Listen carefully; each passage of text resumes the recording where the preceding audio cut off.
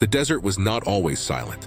Thousands of years before the first stones of the pyramids were set, the Nile Valley was alive with the sounds of a rising world.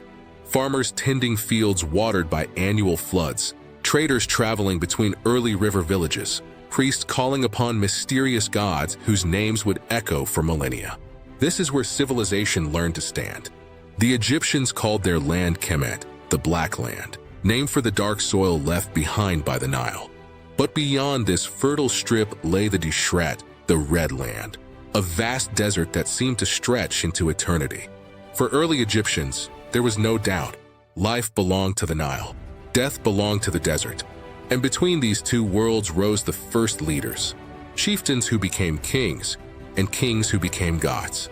Around 3100 BCE, Egypt was divided into two worlds. Upper Egypt, the southern lands near the Nile's origin. Lower Egypt, the northern delta opening into the Mediterranean. Each land had its own crown, its own symbols, its own gods. But one man would unite them. His name was Narmer, known later as Menes, and he became the first pharaoh in recorded history. His palette, carved in slate, shows him wearing both the white crown of Upper Egypt and the red crown of Lower Egypt. On that day, Egypt was born. But what truly made Narmer different was not just unification. It was the idea behind it. Egyptians believed their king was chosen by the gods, not as a servant, but as a living god himself. He was the ruler of the two lands, the mediator between humans and the divine, the keeper of cosmic order, Ma'at, and the people believed his soul would live forever. This belief would shape everything Egypt built, including the pyramids. To maintain this kingdom, the Egyptians needed a way to record taxes, track food, coordinate labor, and preserve religious rituals. So they created something revolutionary. Writing, hieroglyphs, pictures carved into stone, became the voice of the gods and the memory of kings. With writing came bureaucracy, and with bureaucracy came power. Villages became cities. Cities became capitals, and the kings grew wealthier, more ambitious, more divine. By 2700 BCE, one pharaoh would attempt something no human had ever tried, building the first pyramid. Before the smooth pyramids of Giza, there was the step pyramid of Saqqara. Its creator? Pharaoh Djoser of the Third Dynasty. Its architect? A man whose genius still echoes through history, Imhotep. He was not just an engineer. He was a scientist, a doctor, a priest, a philosopher. And he dreamed of something bold, a tomb unlike anything the world had ever seen. Until then, kings were buried in flat mud brick structures called mastabas. Imhotep stacked 6 mastabas on top of each other, each smaller than the last, forming the world's first pyramid, a stairway for the king to reach the heavens. The step pyramid was more than a tomb. It was a message. Egypt had entered a new age, an age of impossible ambition, an age of stone. This era would reach its climax with 3 kings, Khufu, Khafre, and Menkaure, who built the pyramids of Giza.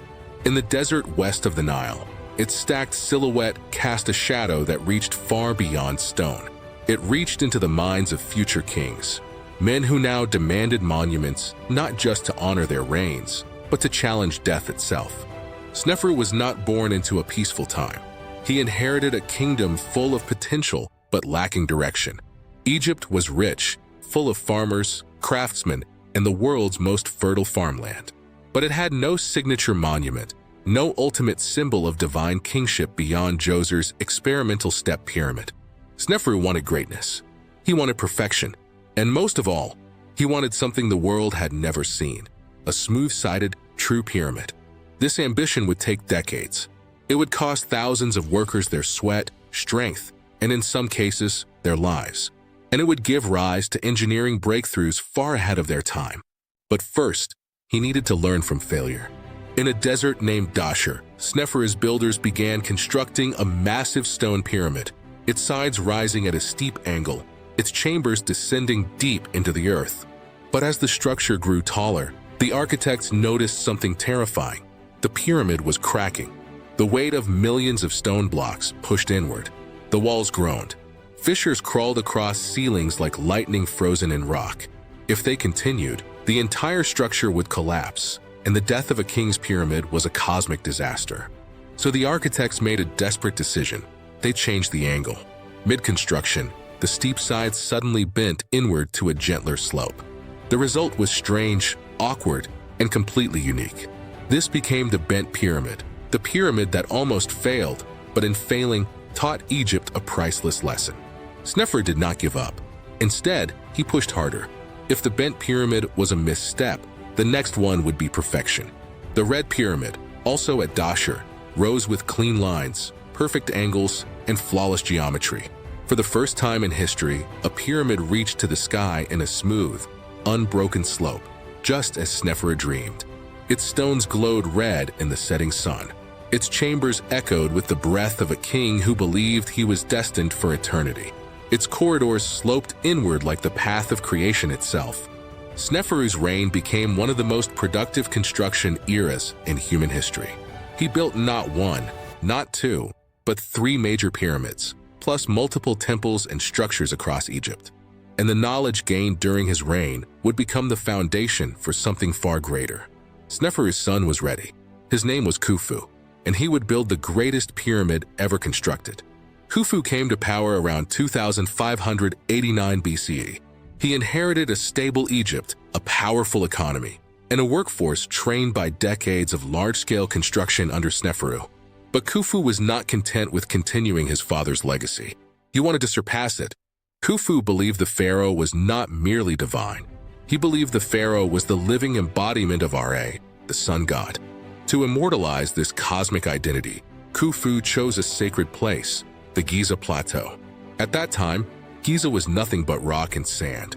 No cities, no monuments, no tourists with cameras, just a rising plateau overlooking the Nile, solid bedrock, high ground, and a view worthy of the gods.